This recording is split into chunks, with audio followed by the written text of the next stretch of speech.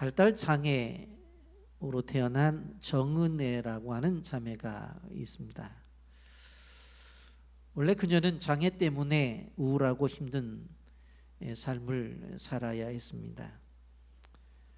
집 안에만 틀어박혀서 소망이 없는 나날을 보냈고, 가족들에게 부담과 짐이 되는 그런 사람이었습니다. 그런 그녀에게 한 줄기의 빛이 들어옵니다. 어머니의 화실에 따라갔다가 그림을 그리기 시작을 한 것입니다.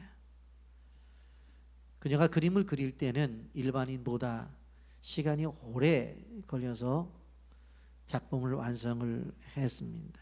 그런데 그녀가 그림을 그리는 일들을 통해서 즐거움과 삶의 의미를 되찾게 됩니다.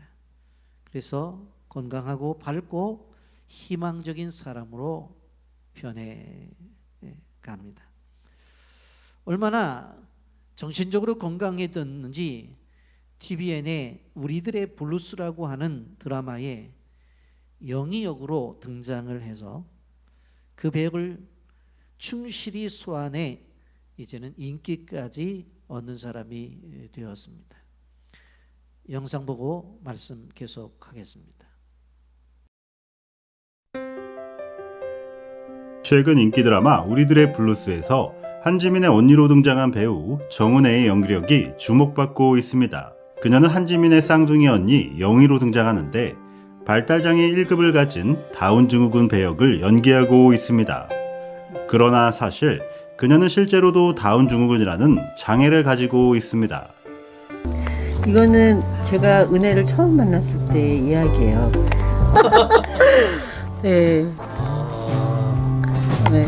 제 가족들에게도 굉장히 당혹스러운 그런 시간이었던 것 같아요. 그래서 어린 시절을 보냈는데 제가 이렇게 더듬어 보면 이 시기가 제일 행복했던 것 같아요. 그냥 둘만 행복하고 건강하게 지내면 됐던 거기 때문에 이제 문제는 이제 학교를 가면서부터 문제가 됐죠. 이게 그 대안학교에 있을 때 이제 한 이야기예요.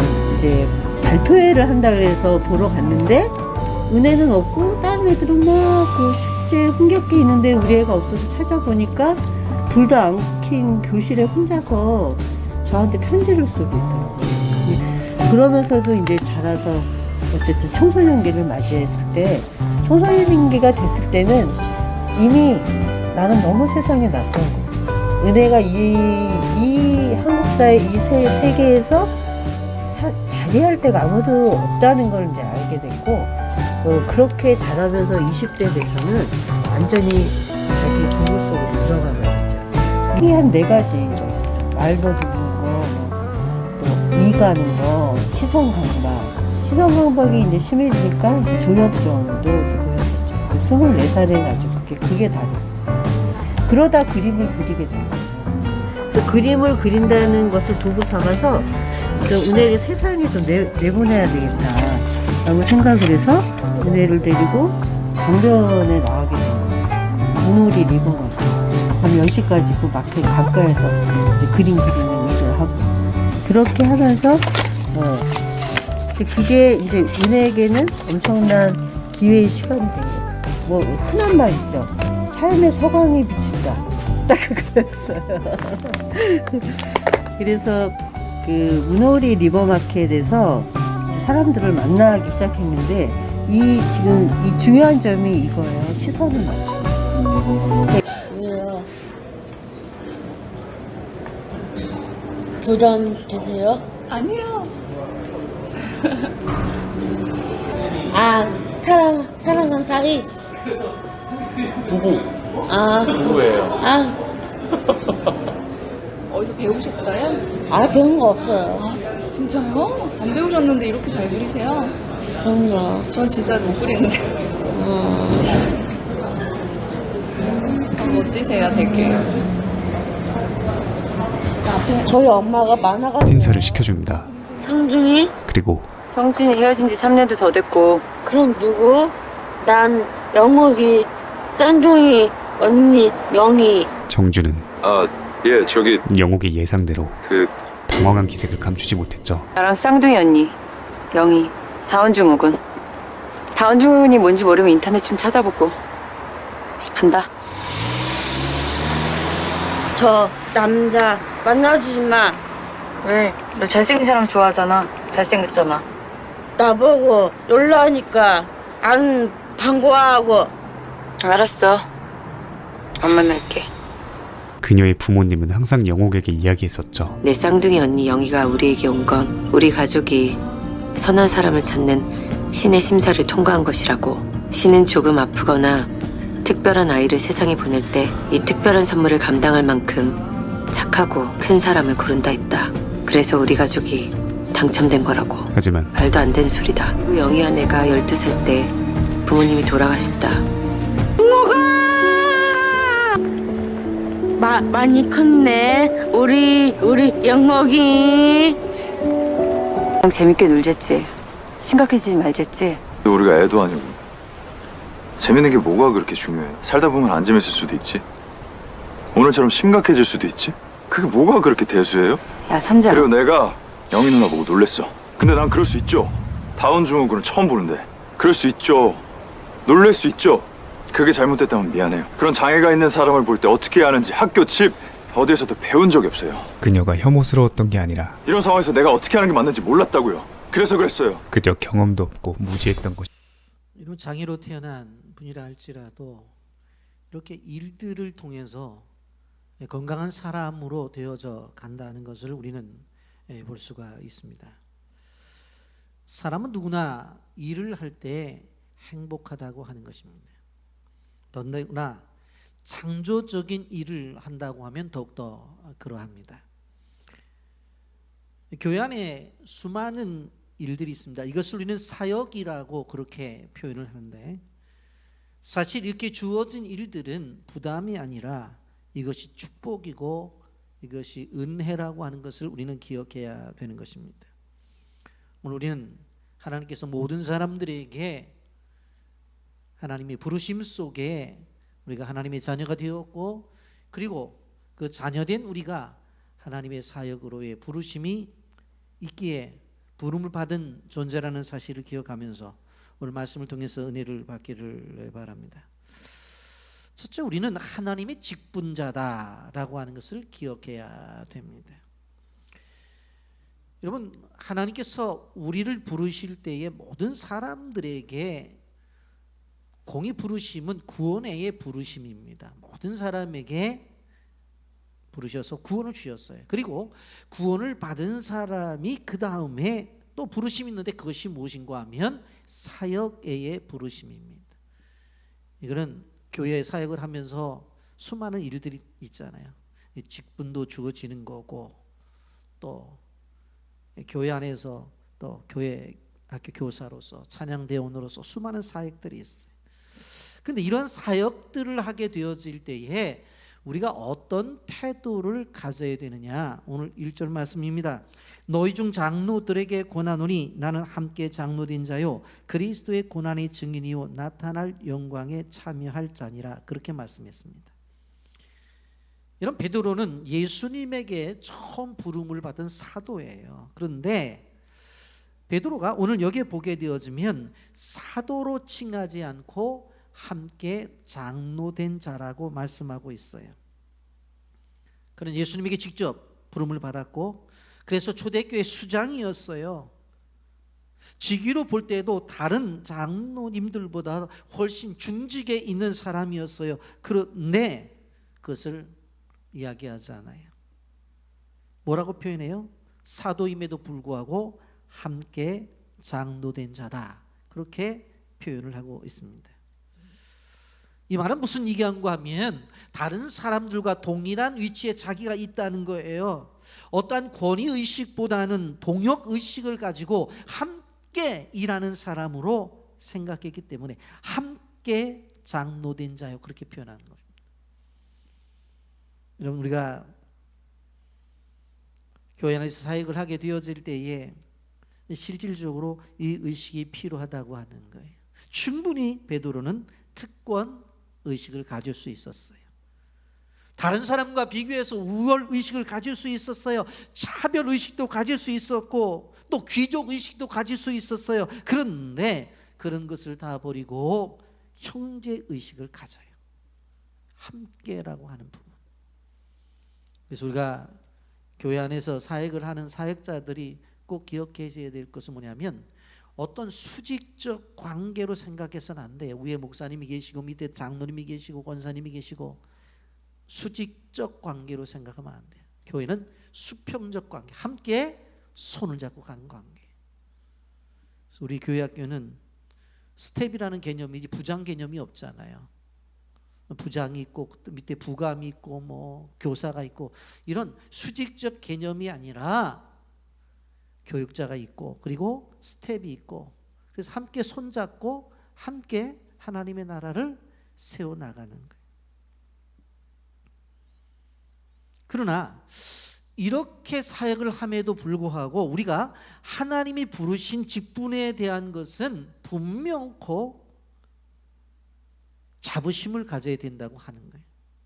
너나 나나 똑같잖아. 그렇게 생각하지 말라는 거예요. 나에게 주신 그 직분을 가치가 있고 귀하게 생각하라는 거예요. 로마서 11장 13절에 보세요. 내가 이방인인 너에게 말하노라. 내가 이방인의 사도인 만큼 내 직분을 영광스럽게 여기노니 그랬어요.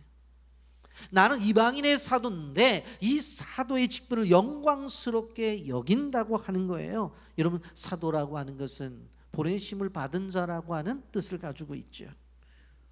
왜? 무엇을 위해서 보내심을 받았어요? 복음을 위해서. 여러분, 지금은 우리가 복음에 대한 정리가 어느 정도 정리가 된 때지만 당시에 베드로가 이방 땅에 가서 복음을 전할 때는 이거 하찮은 거였어요. 베들레헴에서 태어나가지고 33년 동안 살다가 십자가에 죽은 그 사람을 전하는 거예요. 그 청년을 전하는 거예요. 그리고 그 청년을 믿어야지 구원을 받는다고 하는 것을 전하는 거예요. 주변에 많은 사람들이 이 이야기를 인정도 하지 않았어요. 많은 사람들이 이 일에 대해서 누가 그것을 좋다고 생각지도 않았다. 그런데 그 일을 귀하게 여기고 그 직분을 자신은 영광스럽게 생각한다는 거예요. 여러분, 교회 안에 수많은 사역들이 있습니다. 이렇게 말씀을 전하는 목사의 사역도 있죠. 또 교회 안에 장로님의 사역도 있고 기도 사역자인 권사님들의 사역이 있어요. 그러나 교회 학교 가보면 나는 아무것도 할 수 없다고 그래서 아이들 신발을 정리하는 그런 분도 계세요. 그런데 그러한 직분도 오늘 성경은 뭐라고 말해요? 영광스럽게 생각하라는 거예요.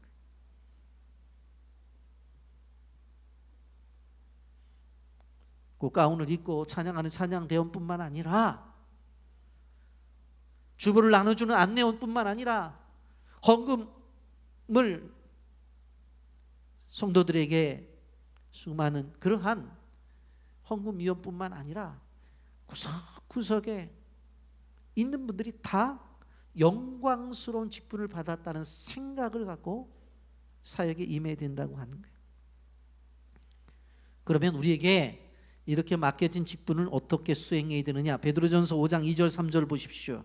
너희 중에 있는 하나님의 양무리를 치되 억지로 하지 말고 하나님의 뜻을 따라 자원함으로 하며 더러운 이득을 위하여 하지 말고 기꺼이 하며 맡은 자들에게 주장하는 자세를 하지 말고 양무리의 본이 되라. 이렇게 말씀합니다. 이게 치대라는 표현이 나와요. 양무리를 치대. 어느적으로 보면 이끌다, 먹이다, 돌보다 그런 뜻을 가지고 있어요. 여러분, 여기 세 가지가 나오는데 첫째로 직분자의 자세는 억지로 하지 말고 하나님의 뜻을 따라 자원함으로 하라고 했어요. 억지로 하지 말아라. 참 조심스러운 얘기입니다. 교회가 이것 좀 하시죠 그러면 아이 목사님 억지로 하지 말라고 그러는데 억지로 시키지 마세요. 이렇게 이야기가 될 수 있는 분명한 근거는 되어져요.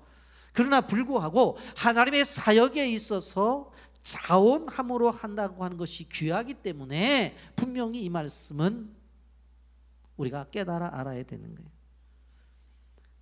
하나님께서 우리에게 자유의지를 주셨어요. 그래서 할 수도 있고 안 할 수도 있어요. 오늘 예배도 마찬가지잖아요. 교회 와서 예배를 드릴 수도 있고 가정에서도 예배를 드릴 수도 있잖아요. 누가 강요한 거 아니잖아요. 자기에게 주신 하나님의 자유의지를 가지고 오늘 내가 교회 가서 예배를 드리겠다. 아니 가정에서 예배를 드리겠다. 누가 선택한 거예요? 여러분들이 선택한 거잖아요. 근데 그 선택에 대한 결과는 누가 책임지는 거예요? 자기가 책임지는 거죠. 그나마도 예배를 안 드리고 등산 가고 낚시 가겠다는 사람들도 있을 수 있다면 그 책임은 누가 지는 거? 자기가 지는 거죠.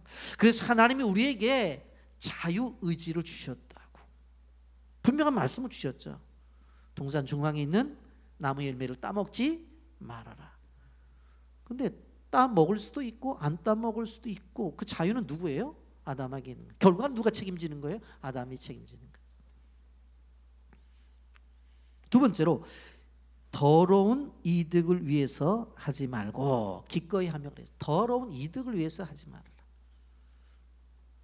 하나님의 교회 안에서 출석을 하고 그리고 교회 안에서 사역을 하게 될 때에 이득을 위해서 하지 말아라. 그렇게 말씀하고 있어요. 우리 교회에서도 있었던 일이에요.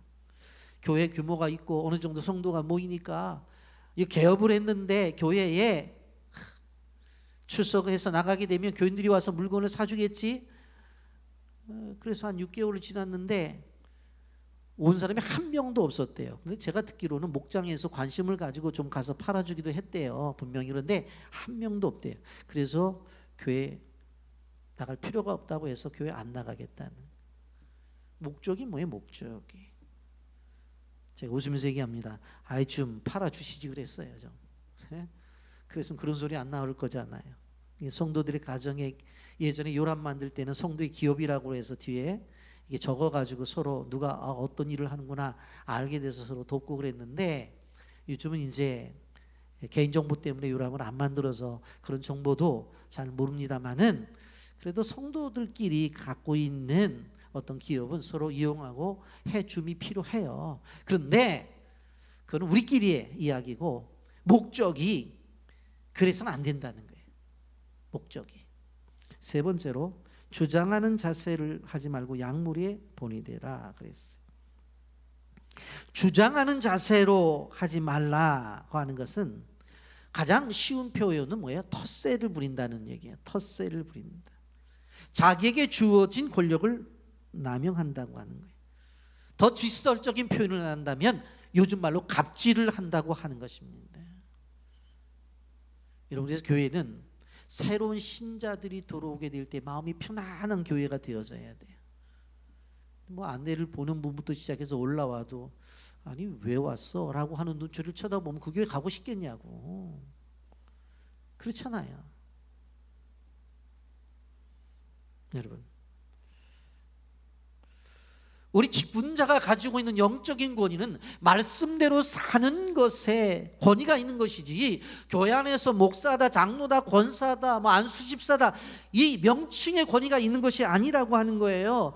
그리스도인의 권위는 본을 보이는 삶의 권위예요. 세상 나라는 명함이 권위예요. 그래서 명함을 받아보면 쫙 있어요. 그 명함이 권위라고. 그런데 우리는 그것이 권위가 아니에요. 우리가 살아가는 모습이 바로 이 세상에 보여주는 권위예요. 아멘입니까? 그런 모습이 있어야 된다는. 여러분, 그러면 그렇게 살아갈 때 어떤 결과가 나타나느냐? 4절에 보세요. 그리하면 목자장이 나타나실 때 시들지 아니하는 영광의 관을 얻으리라. 그렇게 말씀했습니다. 목자장은 누구예요? 예수님이에요. 목자장이 나타나실 때는 언제입니까? 예수님이 재림할 때를 말하는 거예요. 무엇이 주어진다고요? 시들지 않는 영광의 관. 요즘 비가 오지 않으냐니까 여러분 길거리에 있는 나무들 이파리가 다 우리 아파트에 보니까 잎이 말라서 비틀어지더라고. 야, 이렇게 예민한가? 보기 싫잖아요. 근데 시들지 아니하는 영광의 광이라고 했어요. 여러분, 고대 올림픽 경기에서 우승자에게 황제가 나타나서 이렇게 월계관을 씌워주잖아요. 처음에는 그것을 실질적 나무 줄기로 만들었고 거기에 나무 잎이 붙어 있었다. 그런데 황제가 나타나서 탁 관을 씌웠는데 한나절도 안 돼가지고 나무 잎이 다 말라 비틀어지고 떨어져 버려. 그리고 나중에 보면 그 나무 줄기도 다 말라. 그래서 그 다음부터는 금속으로 만들었다고요. 그래서 그것은 더 좋아서 이제는 뭐 금관도 만들고 그렇게 합니다마는 실질적으로 무엇입니까? 성경에 말하는 것을 보게 되어지면 시들지 아니하는 영광의 관. 그런데 디모데후서 4장 8절에 이렇게 말합니다. 이제후로는 나를 위하여 의의 면류관이 예비되었으므로 곧 의로우신 재판장이 그날에 내게 주실 것이며 내게만 아니라 주의 나타나심을 사모하는 모든 자에게니라. 여러분, 우리의 이 면류관이 준비가 되어져 있다. 이 관 쓰시기를 예수님의 이름으로 축복합니다. 근데 오늘 데살로니가 전서에 보게 되어지면 우리의 관에 대해서 이야기를 하는데, 데살로니가 전서 2장 19절 20절 우리의 소망이나 기쁨이나 자랑의 면류관이 무엇이냐? 그가 강림하실 때 우리 주 예수 앞에 너희가 아니냐? 너희는 우리의 영광이요 기쁨이니라 그랬어요. 여러분, 직분을 맡아서 사역을 하는 많은 관계된 사람들이 결국은 면류관이래요. 그러니 우리 주변에 있는 사람들을 가볍게 생각해서 안 된다는 거예요. 교회 학교 교사들이 자기가 가르치는 아이들을 면류관이래. 근데 좀 더 폭넓게 생각해보면 나를 통해서 말씀을 나누고 나를 통해서 케어받고 함께 믿음의 생활하는 사람들이 다 면류관. 여러분, 그렇기 때문에 나에게 주신 어떠한 직분은 어떠한 것들이라 할지라도 그것은 부담이 아니라 은혜라고 하는 것을 기억해야 되는 것이에요. 두 번째, 자, 이러한 직분을 받은 사람들이 어떻게 살아가야 되느냐? 염려를 주께 맡기라라고 말씀합니다. 베드로전서 5장 7절에 너 염려를 다 주께 맡기라고 말씀합니다. 여러분, 염려는 우리의 인생을 힘들게 하면서 괴롭게 하는 거예요. 염려가 왜 우리 인생에 있어서는 안 되는가를 깨닫게 하기 위해서 성경에 보면 염려하지 말라는 말씀이 무려 550번이나 나오는 것을 보게 되어집니다. 근데 살다 보면 염려가 있어요? 없어요. 염려가 생기잖아요. 산 넘어 산이라고 말해요. 강 넘어 강이라고 그렇게 말을 해요. 한 문제를 해결하면 또 다른 문제가 생기는 거예요. 그런데 이러한 문제를 해결할 수 있는 길을 하나님이 주셨어요. 그것이 무엇입니까? 베드로전서 5장 7절 상반절 너희 염려를 다 주께 맡기라 그랬어요. 근데 우리 성경은 조금 이 번역이 약해요. 영어 성경을 보면 던져버리라는 거예요. 너희가 가지고 있는 염려를 던져버려라. 그런데 어디로 던져버리라는 거예요? 보이지 않는 곳으로 던져버리라는 거예요. 염려를 놔뒀다가 도로 찾아가고 놔뒀다가 도로 찾아가는 그런 존재가 되지 말라는 거예요. 보이지 않는 곳에 던져버리라는 거예요. 근데 이것을 받아줄 분이 누구예요? 주님이라고 그랬어요. 그렇기 때문에 우리의 불안과 걱정과 염려를 다 주님께 던져버려야 돼요.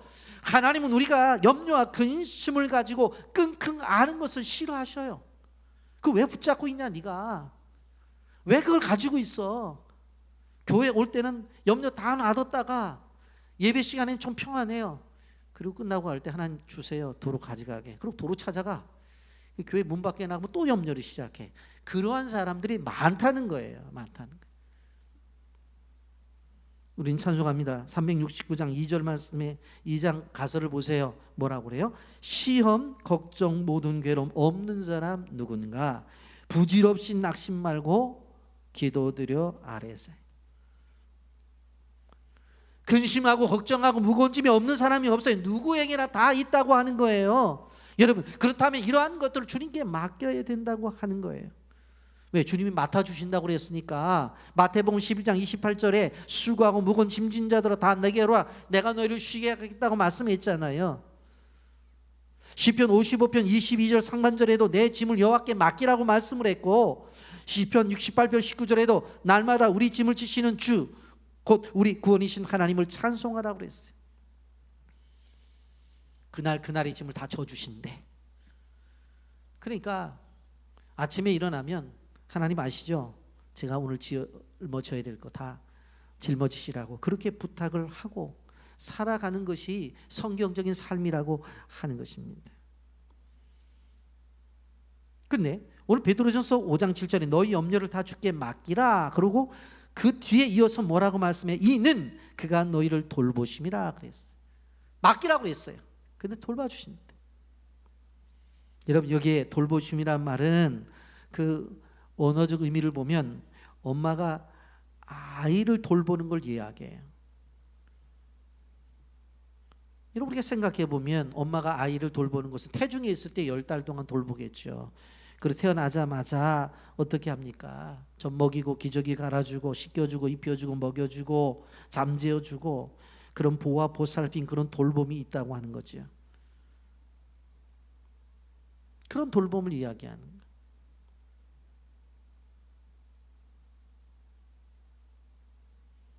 여러분 우리 주님이 그런 돌봄을 우리에게 주시겠다고 약속을 했습니다. 여러분 전쟁통에 품 안에 안겨져 있는 아이가 새록새록 잠을 자고 있는 저는 사진을 본 적이 있어요. 어떻게 이렇게 잠을 잘 수 있을까? 그 아이는 날아다니는 포탄이 눈에 보이지를 않아요. 그 아이는 총칼을 들고 무리찌르겠다고 달려드는 그 적군들도 보이질 않아요. 그 아이가 보이는 것은 자기를 사랑스럽게 쳐다보는 엄마의 눈빛이 보이고 그리고 그가 느껴지는 것은 따뜻한 그래서 때가 되면 젖을 먹여주는 엄마의 품속을 느끼는 거예요. 그래서 그 전쟁통에서도 엄마의 품속에 있는 아이는 잠을 잘 수 있는 거예요. 주님은 그렇게 해주시겠대요. 우리를 그렇게 시편 139편 1절부터 4절까지 보십시오. 여호와여 주께서 나를 살펴보셨으므로 나를 아시나이다. 주께서 내가 앉고 일어섬을 아시고 멀리서도 나의 생각을 밝게 하시오며 나의 모든 길과 내가 눕는 것을 살펴보셨으므로 나의 모든 행위를 익히 하시오니 여호와여 내 혀의 말을 알지 못하는 것이 하나도 없으시니이다 그랬어요. 여기 보니까 우리의 생각을 아시는데 앉고 일어섬, 내가 가는 길, 눕는 것까지 나의 모든 행위를 다 아신다고 했어요. 욥기서 31장 4절에 그가 내 길을 살피지 아니하시느냐, 내 걸음을 다 세지 아니하시느냐 그렇게 말씀하고 있습니다. 우리를 돌보되 어머니처럼 돌본다는 게 얼마나 우리에게 위로가 되는 말씀이에요.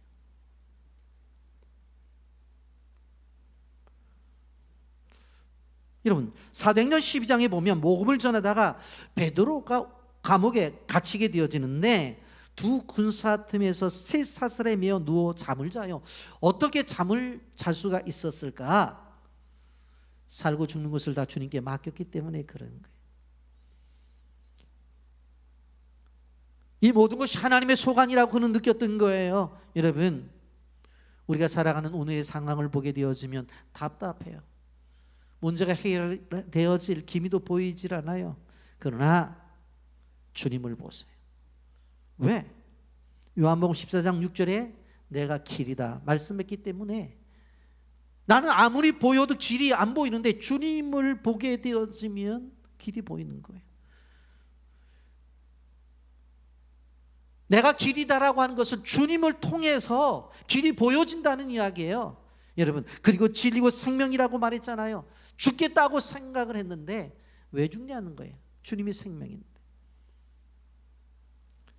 마가복음 4장 40절에 예수님께서 풍랑을 만난 제자들이 이렇게 말씀합니다. 이에 제자들에게 이르시되 어찌하여 이렇게 무수하느냐, 너희가 어찌 믿음이 없느냐 그렇게 말씀합니다. 우리가 이 세상을 살다 보면 풍랑을 만나죠. 생각지도 못한 고난에 경험을 될 때가 있습니다.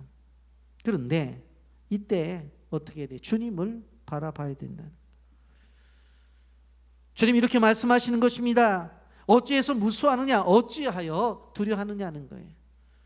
우리는 과거를 생각해 보면 은혜로 생각해요. 그래도 이런 과정 겪어왔고 이런 과정 넘어왔고 이런 과정 이겨왔지 은혜야. 근데 오늘의 현실을 보면 약간 두려워요. 근데 미래를 보면 더 답답해요. 그런데 하나님께서 다 해결해 주셔요. 미래까지. 이사야 49장 16절에 뭐라고 말씀합니까? 내가 너를 손바닥에 새겼고 너희 성벽이 항상 내 앞에 있나니라고 말해. 바로 하나님의 손바닥에 우리 이름이 새겨졌대. 이 말은 하나님에게 가장 가까이 있고 하나님이 가장 쉽게 볼 수 있는 장소에 우리의 이름이 새겨져 있다라고 하는 것입니다. 노트에 새겨져 갖고 노트 찾아갖고 봐야 되는 게 아니에요. 몇 페이지에 적었지 그게 아니라니까. 우리의 손바닥에 가장 가까이 있고 가장 볼 수 있는 그곳에 우리의 이름이 있다고 하는 것입니다. 이런 바닷물이 산을 덮고 산이 흔들려 바다에 빠져도 두려워하지 마세요. 어떤 상황 속에서도 주님을 바라보세요. 그러면 거기에 길이 있다는 것을 기억해야 되는 것입니다. 여러분, 그리고 세 번째로 볼 때에 믿음을 굳게 하여 마귀를 대적하라고 말씀합니다. 8절부터 11절까지 쭉 내용이 기록되어져 있는데 세 가지를 이야기해요. 첫째는 근신하여 깨어라, 둘째는 믿음을 굳게 하라, 세 번째 마귀를 대적하라는 거예요. 여러분, 첫째 그렇다고 한다면 5장 8절에 이렇게 말합니다. 근신하라 깨어라, 너희 대적 마귀가 우는 사자같이 두루다니며 삼킬 자를 찾나니 그랬어요. 깨어라, 깨어라. 잠에 취해서 살지 말아라. 정신 차리고 살라는 말씀이에요. 예배할 때 되면 예배하고 기도할 때 되면 기도해라. 봉사할 때 되면 그 현장에 있어서 봉사하라는 이야기예요. 한마디로 말하면 영적으로 잠들어서는 안 된다고 하는 거예요. 여러분, 우리에게 영적으로 잠들게 하는 것들이 어떤 것들입니까? 고린도후서 4장 3절 4절에는 혼미케 한다고 그랬고, 마태복음 24장 24절에는 미혹케 한다고 그랬고, 마태복음 28장 28절에는 병들게 한다고 그랬고, 그리고 하나님과의 올바른 관계를 맺지 못하게 한다, 그렇게 말했어요. 아니, 나는 잠들지 않는데요. 잠들지 않는데요. 그렇게 생각하는 사람이 있어요. 여러분, 여기서 잠들다 한다는 표현이 뭐예요? 오늘 거룩한 주일이죠. 교회에서 가정에서 예배를 드리는 성도들이 계십니다. 근데 어느 집안에서 집안의 결혼식이 때, 그래서 그래도 내가 집사인데 어떻게 주일날 결혼식에 가겠냐고 그랬더니 다시 연락이 온 거예요. 주일은 1년 52주인데 자기 결혼은 오직 한 번인데 그거 한 번 못 빠져주겠냐고 그래요. 그 얘기를 들어보면 이해가 되죠. 그렇잖아요. 한평생 예수를 믿을 거고 주일이 1년에 52주인데 결혼을 위해서 한 번 빠져주는 거 빠져줄 수 있죠. 근데 그 행위 자체가 뭐예요? 하나님과 우리와 단절시키는 하나의 예라는 거예요. 자꾸 그런 것들이 반복이 되어지잖아요. 그럼 결국은 잠을 자게 되는 거예요.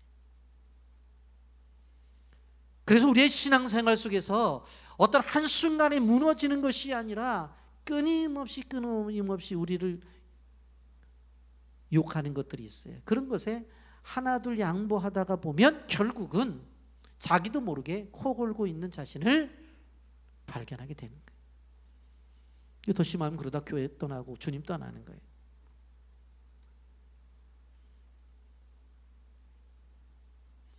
여러분, 굶주린 사자가 먹이를 찾아 헤매는 것처럼 사단은 끊임없이 우리를 공격한다는 것을 기억해야 돼요. 마태복음 26장 41절 말씀에 보면 제자들에게 주님이 말씀했어요. 시험에 들지 않게 깨어 기도하라. 마음에는 온이도 돼 육신이 약하도다 하시고 그랬어요. 육신적으로는 자꾸 잠이 와요. 어쩔 수 없어요. 그래서 의도적으로 깨워야 된다는 거예요. 한 청년이 회사에 취직을 해서 정말 열심히 일을 해야 되겠다. 내가 그래도 하나님을 믿는 사람인데 그래서 열심히 일을 했어요. 근데 가만히 자신의 바쁜 생활을 보니까 기도해서 응답 속에 이 직장까지 왔는데 정작 기도할 시간이 없는 거예요. 뭐 새벽 기도 나간다는 건 꿈도 못 꾸고 잠깐 시간을 내서 말씀을 묵상하는 큐티 시간도 가질 수가 없는 거예요. 근데 문제는 마음이 편안하지 않고 끊임없이 불안한 거예요. 불안해. 그래서 마음의 결정을 내려요. 기도를 쉬어서는 안 되겠다. 그리고는 굳은 결심을 해요. 그러면서 생각을 해보니까 하나님이 아이디어를 주시는데 점심시간 1시간 동안 있지 않느냐. 그러니까 다들 식사하러 갈 때에 앉아서 기도해라. 그리고 기도 끝난 다음에 가도 구내식당에 밥 안 떨어진다. 하나님 그렇게 자기에게 말씀해 주시는 거예요. 그래서 점심시간 돼서 식사를 갑시다. 하면 가시라고 하시라고. 왜 안 가냐고. 제가 좀 할 일이 있다. 그리고 앉아서 텅 빈 사무엘에서 기도를 했어요. 그리고 기도가 끝난 다음에 갔어요. 가보면 물론 늦게 식사를 하기 때문에 불편한 점이 있죠. 맛있는 거는 다들 먹어버리고, 그래도 남은 거 가지고 먹고 식사를 그렇게 했는데 한 가지 중요한 것을 깨달은 거예요. 그런데 왠지 어디서 나오는지 모르지만 힘이 생기는 거예요. 그리고 마음이 평안한 거예요. 그리고 회사 일을 할 때도 일이 빨리 진행이 되는 거예요. 또 다른 사람이 묻는 거예요. 아니 그 일을 어떻게 이렇게 빨리 진행했냐고. 하나님이 지혜해 주셔서 빨리 진행할 수가 있었다. 이 사람만의 문제갑니까? 우리가 기도할 제목이 얼마나 많아요. 가정 문제, 직장 문제, 재정 문제, 건강 문제, 자녀 문제, 우리의 미래에 대한 것들 너무나 많은 것들이 있어요. 여러분 이러한 것들을 놓고 우리는 사무엘 선지자가 뭐라고 말했어요? 기도를 쉬는 죄를 범하지 않겠다고 한 것처럼 그런 고백을 하고 나가야 된다고 하는 것입니다. 다음에 믿음을 굳게 하라고 그랬잖아요. 5장 9절 상반절에 너희 믿음을 굳게 하여라고 그랬어요. 믿음을 굳게 하라는 것은 한마디로 말하면 강력한 믿음이 필요하다는 이야기죠. 여러분 왜 낙심되어져요? 왜 좌절이 되어요? 믿음이 강력하지 못하기 때문에 그렇다는 거예요. 마가복음 16장 17절과 18절을 보면 믿는 자들에게는 이러한 표적이 따르리니 곧 그들이 내 이름으로 귀신을 쫓아내며 새 방언을 말하며 뱀을 집어 올리며 무슨 독을 마실지라도 해를 받지 아니하며 병든 사람에게 손을 얹은 즉 나으리라 그랬어요. 믿는 자들에게는 표적이 따른다. 내 이름으로 귀신을 쫓아내고 내 이름으로 방언도 말하고 그리고 내 이름으로 병든 사람에게 손을 얹으면 낫겠다 그랬어요. 여러분 우리가 기억해야 돼요. 사도행전 3장 주에 보면 베드로가 뭐라고 말해요? 은과 금은 내게 없거니와 내게 있는 것을 내게 주노니 곧 나사렛 예수 그리스도의 이름으로 일어나 걸으라 그랬어요. 그랬더니 예수의 이름을 사용했더니 벌떡 일어나는 거예요. 여러분 우리가 한번 생각을 해보세요. 아주 큰 트럭을 운전하는 기사가 운행을 하는 중에 앞에 보니까 여자 경찰이 있어요. 그런데 세우래. 그럼 세워야 돼요? 안 세워야 돼요? 세워야 돼요. 왜 그래요? 그 여경은 그 제복을 입은 것은 국가가 부여한 권세가 있기 때문에 다른 어떤 사람이라도 그 권세 앞에 따라줘야 되는 거예요. 마찬가지예요. 우리의 하나님께서 예수님의 권세를 주셨어요. 그의 이름을 통해서. 여러분 그러므로 우리가 기억해 봐야 될 것이 무엇인가 하면 우리의 가정을 불행하게 만드는 악한 사단의 세력도 예수님의 이름으로 쫓아내야 됩니다. 직장과 사업을 힘들게 하는 그러한 악한 세력도 예수님의 이름으로 쫓아내야 돼요. 우리의 신앙을 무너뜨리고 가족 간의 관계 속에서 신뢰를 깨트리는 이 악한 세력도 예수님의 이름을 물리쳐야 돼요. 우리의 육신에 질병을 주는 악한 세력도 예수님의 이름으로 물리쳐야 돼요. 아멘입니까? 끊임없이 예수님의 이름을 사용해야 된다고 하는 것입니다.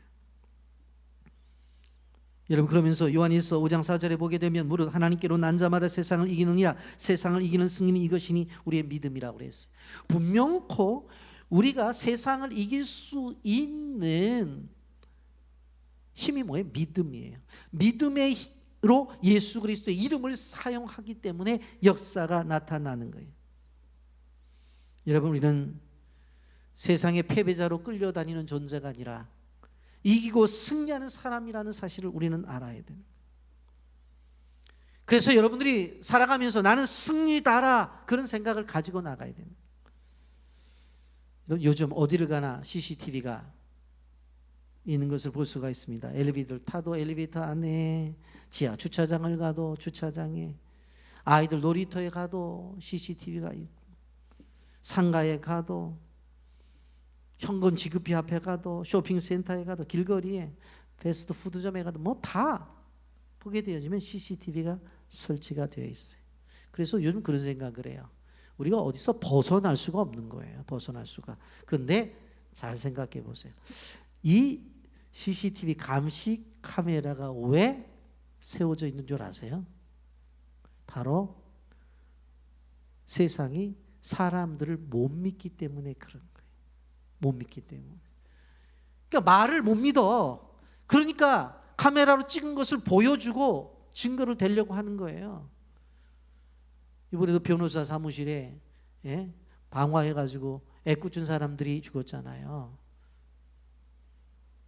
여러분, 그런데 그걸 어떻게 할 수가 있었어요? 저도 텔레비전 보니까 자동차에서 하얀 보자기를 쌓아 신라병 들고 나오는 것부터 시작해서 계단 올라가는 것까지 다 보여지더라고. 뭘 통해서? CCTV를 통해서. 그런데 우리들의 문제가 뭐냐면 이러한 사회 구조가 서로 믿지 못하는 구조가 되어서 CCTV를 놓고 이렇게 감시를 하는데, 사실 하나님을 믿는 믿음조차도 이게 상실이 되는 게 문제라는 거예요, 지금. 여러분, 이걸 믿지 못하면 자기 손해예요. 여러분, 환자는 의사를 믿어야지만 치료가 가능한 거예요. 어떤 환자가 가서 치료를 받는데 의사 선생님이 엑스레이 찍은 걸 보여주면서 머리 쪽 오른쪽이 좀 이상이 있네요. 혈관도 좀 이상이 있고 이쪽이 이상이 있는 것 같은데, 이 사람이 뭐라고 말하냐면, 선생님 나는 왼쪽이 아프다니까요. 그러면서 소리를 지르면서 저거 잘못됐대. 그럼 치료가 안 되지. 그렇잖아요. 공부하는 학생이 선생님 믿어야 공부를 잘하지, 선생님이 칠판에다 하얗게 써놨는데 저걸 믿어야 돼 말아야 돼. 그럼 그 학생이 무슨 공부를 잘하겠냐. 여러분, 제가 오늘 설교를 합니다마는 설교를 하게 할 때 딱 두 가지 반응이 있어야 돼. 하나는 예, 하나는 아멘. 그거예요, 그냥.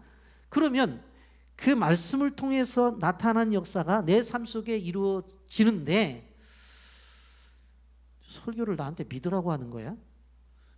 저 말이 되는 소리를 하고 있어. 그 사람은 와서 앉아 있지만, 여러분 죄송합니다만은 하나님의 역사는 경험하지 못해요. 강력하게 믿어야 돼. 믿어야 돼. 아멘. 세 번째로 마귀를 대적하라고 했습니다.